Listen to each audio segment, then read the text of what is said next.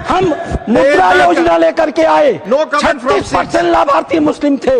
हम skill India लेकर के आए, 22.7% लाभार्थी मुस्लिम थे। हमने प्रधानमंत्री एम्प्लॉयमेंट गारंटी प्रोग्राम चलाया।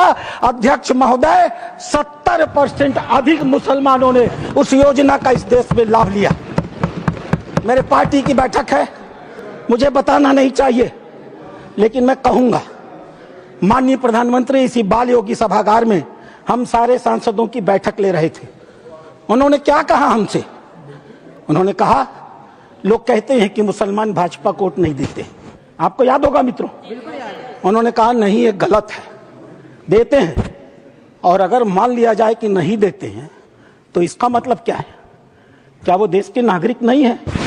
क्या उनके काम नहीं होने चाहिए? क्या उनका विकास का काम नहीं होना चाहिए? हम सारे सांसदों को उन्होंने मीटिंग में कहा, अपने काम को करते समय कभी हिंदू और मुसलमान न करना, विकास की धारा सारे समाज पर समान रूप से पहुंचाने की बात कही। उन्होंने दूसरी बात कही, मैं पूरे देश को 2047 में विकसित भारत का सपना दिखाता हूं। क्या 20% मुसलमान अगर देश का पिछड़ा रह जाएगा तो क्या भारत का विकास का सपना पूरा होगा? नहीं।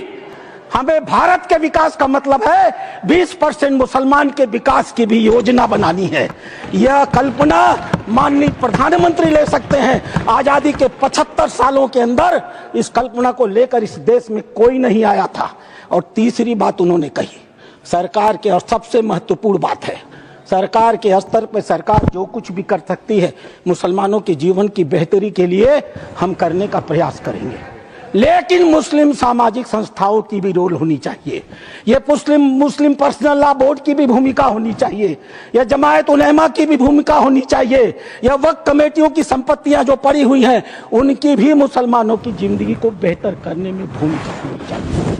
यह बात आज की नहीं थी, ये लोकसभा चुनाव के 6 महीने पहले की बात है अध्यक्ष महोदय।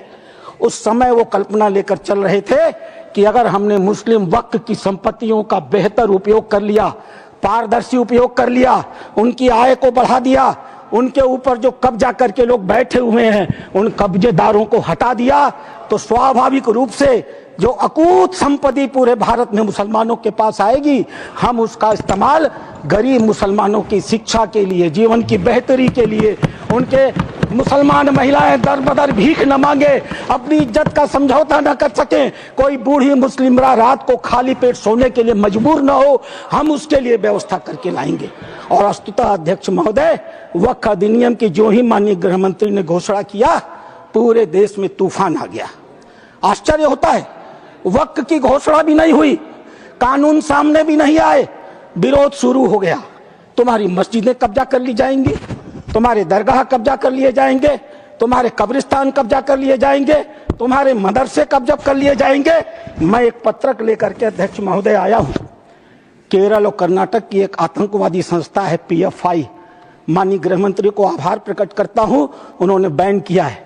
PFI की एक दूसरी संस्था है SDPI।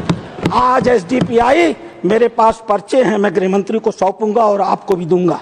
आज SDPI पूरे देश में, मेरे पास राजस्थान के पर्चे आए हैं जहां SDPI सबसे कमजोर है, पूरे देश में पर्चे बांटे जा रहे हैं और बताया जा रहा है कि ये वक्फ कानून अगर आ गया तो मस्जिदों पर भाजपा सरकार कब्जा कर लेगी। आखिर क्यों?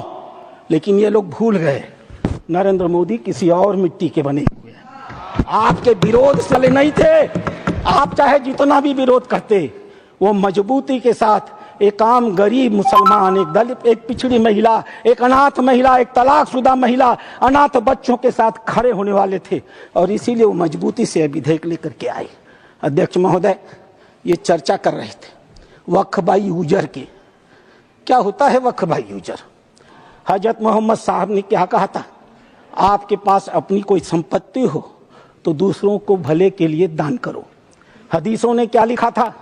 यदि किसी व्यक्ति के पास अपनी संपत्ति है, उस संपत्ति का एक हिस्सा वो दान कर सकता है, उसके लिए मुतवल्ली बना सकता है, उसके आय के साधन कैसे होंगे लिख सकता है, आय किस वर्ग के उपयोग में आएगी उसके भी निर्देश दे सकता है।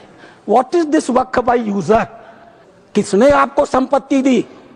किसने आपको, किसके मन में मनसा थी कि